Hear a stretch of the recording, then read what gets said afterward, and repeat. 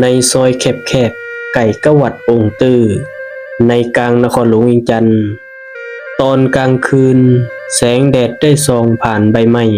เป็นเงาอ่อนๆลงมาทางหลุมของซอยมีเฮือนไม้ที่เก่าแก่ที่ได้เล่าต่อกันมาว่าบ่มีไผกล้าเข้าใกล้หลังตะเวนตกดินเพราะว่าที่นั่นมีวิญญาณของแม่ไม้สาวมีเรื่องเล่าสู่กันฟังว่านางได้เสียชีวิตไปด้วยความโศกเศร้าที่สุดจากผัวอันเป็นที่หักวิญญาณของนางยังรอท่าในเฮือนหลังนั้นบางคนก็ว่าเขาได้ยินเสียงห้องดังๆมาจากภายในเฮือนบางคนเห็นเงาของผู้หญิงคนหนึ่งยืนอยู่ข้างป่องเยี่ยมในเวลากลางคืนในคืนที่บ่มีดวงจันทร์คืนหนึ่งมีหนุ่มนักศึกษาหนุ่มคนหนึ่งชื่อว่าบุญมีเราบ่เชื่อเรื่องผีสางนางไม้ได้ย่างผ่านเฮือนหลังนั้น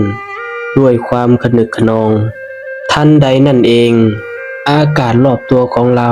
ก็เย็นลงอย่างประหลาดเสียงกระซิบแผ่วเบามาข้างหูคือกับมีคนมาบอกเราว่าถ้าแน่บุญมีเท่าบุญมีก็ขนลุก